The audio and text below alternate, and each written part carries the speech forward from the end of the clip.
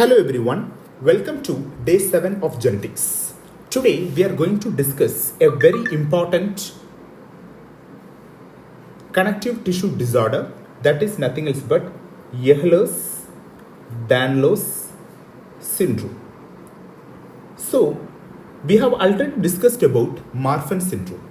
In Marfan syndrome, I told you the problem is in fibrillin, whereas Ehlers Danlos syndrome, it is collagen deficiency or defect in various steps of synthesis of collagen. As you would have learned in biochemistry, the synthesis of collagen is it's a very complex process. Okay? Yes.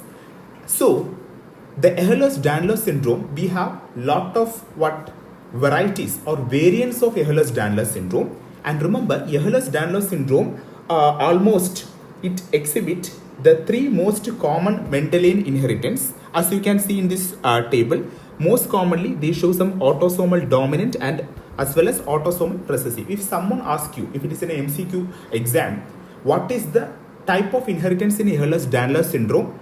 Okay, if the option is like autosomal dominant, autosomal recessive, X-linked dominant, X-linked recessive, you can go with the option autosomal dominant. But at the same time, if the option is like autosomal dominant, autosomal recessive, then X-linked recessive, both A and B, then none of the above. Suppose in such a case, you can go for the answer both A and B because Ehlers-Danlos syndrome, some variants are autosomal dominant and some variants are autosomal recessive. Fine? Yes. This table is very important because it is this table you have to study. Okay? Yes. But before going into that, remember, there are totally 6 variants of Ehlers-Danlos syndrome. Okay, yes, and each variants have different subgroups, and total we have around 11 molecular types. Fine, and remember this Ehlers-Danlos syndrome, it occurs in almost 1 in 5,000 births.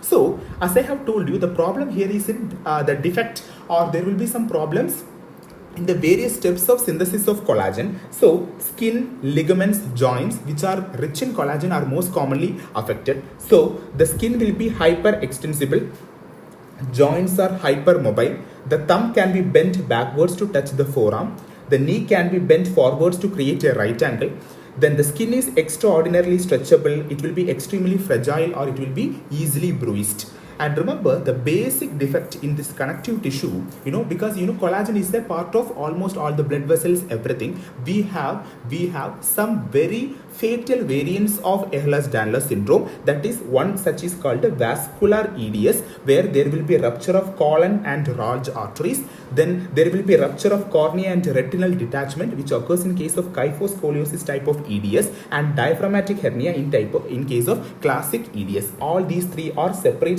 MCQ. They have been asked in multiple exams. Okay, in AIMS PJ they have asked this lot of questions. What is in vascular EDS? Remember, rupture of colon and large arteries, ocular fragility, corneal rupture, retinal detachment. Retinal detachment is a hallmark feature of kyphoscoliosis type of EDS, and diaphragmatic hernia in case of classic EDS. Okay, yes. Okay, once this is over, fine, let us go to this classification. Okay, let us go through this classification. Okay, because it is this table of classification you have to be well versed. Fine, if you remember this is more than enough. Okay, remember Ehlers-Danlos syndrome is not commonly asked as a short note question. Marfan syndrome is very commonly asked, but still for solving your MCQs, okay, you have to remember this table. This table is more than enough for Ehlers-Danlos syndrome. Okay. First is the classical variant. Remember, the classic type of EDS has both type 1 and type 2. Okay, both are autosomal dominant type of inheritance. Here, the gene defect is collagen 5A1 and collagen 5A2. So what will be the characteristic clinical findings? There will be skin and joint hypermobility, atrophic scar, and easy bruising. Then we have the type 3. Okay, type 3 is called as hypermobility type. As the name itself indicates, this is most commonly, there won't be any other clinical findings. The most important hallmark clinical finding is joint hypermobility. It is autosomal dominant, but the gene defect is unknown. Fine? Yes. So this variant is usually not that much well discussed. Whereas classic means 1 and 2. Then we have the vascular. Okay, remember vascular, it is actually a very serious one. Why? Because this is associated with arterial or uterine rupture, bruising, small joint hyperextensibility. So classic, remember, atrophic scar, hypermobility, bruising. Hypermobility type, we have mainly hypermobility. Vascular type, we have arterial or uterine rupture. Again, it is autosomal dominant. That is, defect is collagen 3A1. Whereas in classical type, it is collagen 5A1 and collagen 5A2. Okay, yes, repeat with me so that okay, you can remember it. Then we have the sixth variant, that is the variant type 6, that is called as the kyphoscoliosis. I have already told you ocular fragility and the retinal detachment is a characteristic feature of, yes, kyphoscoliosis. Kyphoscoliosis, you know, that is, you know, the patient will be seen like a bend, okay, bend position, that is hypotonia, joint laxity, and it is autosomal recessive. Here comes the question, which of the following variants of Ehlers-Danlos syndrome is autosomal recessive or is having an inheritance pattern which is different from the rest of the others? You can go for two answers. One is dermatosparaxis, okay, that is the 7C variant, as well as the kyphoscoliosis type. The kyphoscoliosis type, both are autosomal recessive, rest are all autosomal dominant. Then we have the arthrochalasia. Arthrochalasia is 7A, 7B. There will be severe joint hypermobility, scoliosis and bruising. Again, it is called A1 and called A2.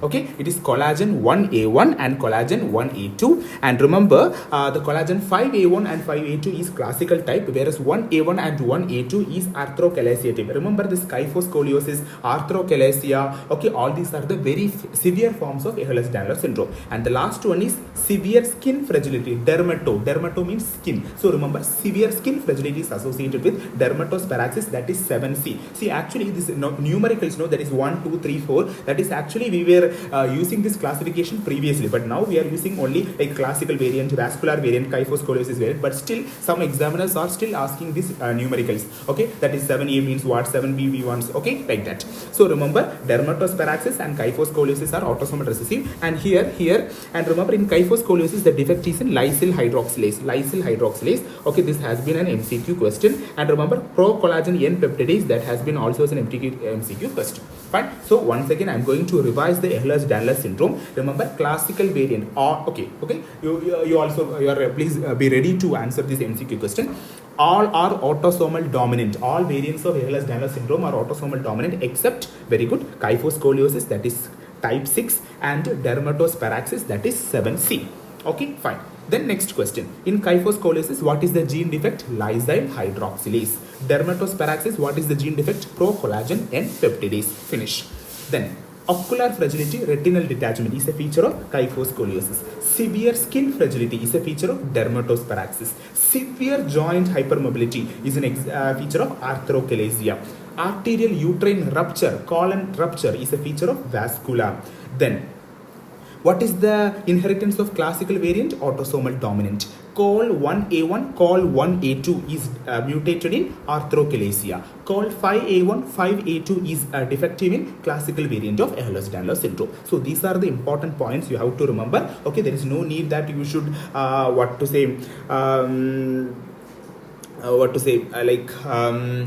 know in detail. And let me say one important point, that is, I told you, we have two type autosomal recessive types, that is type 6 and type 7C. Out of that, remember, kyphoscoliosis type, it is the most common autosomal recessive forms. Okay, I told you, lysyl hydroxylase. They may ask you what is the gene encoding. Okay, the gene encoding is PLOD1 gene. Actually, it is that gene which code for this enzyme called as lysyl hydroxylase. I am going to write it here.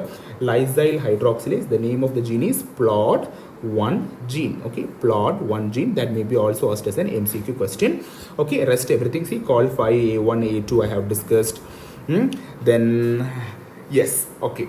Then dermatosparaxis. Dermatosparaxis I have two, that is pro-collagen N peptidase. Okay, that is the name of the enzyme. So what is the gene here? Again, it is ADAMS2. Okay, ADAMS2. Okay, here it is also mentioned here. Dermatosparaxis type is caused by mutation in ADAMS2. ADAMTS2. ADAMS2. It is actually this gene which codes for the pro-collagen N peptidase. Okay, then Col1A1, Col1A2. Okay, all those we have already discussed. Vascular type we have discussed. Then okay, yes. Okay, vascular type, remember, vascular type, it is Col3A1. Okay, Col3A1 is vascular type. So these are the important points you have to remember. PLOD1 gene, again it's an MCQ question. PLOD1 gene. Okay, kyphoscoliosis type, it is the most common autosomal recessive form. Okay, it is the most common autosomal recessive form. Fine. And remember ADAMS2, that is ADAMS2, that is in dermatosparaxis. Okay, this. Okay, and remember the enzyme lysyl hydroxylase for kyphoscoliosis. Dermatosparaxis, the enzyme name is pro-collagen N peptidase, that is coded by the gene ADAMS2. Okay, so these are the very, very important points you have to remember in all. Okay, each of this is a separate MCQ question. So hope you have enjoyed this session. Fine. Thank you.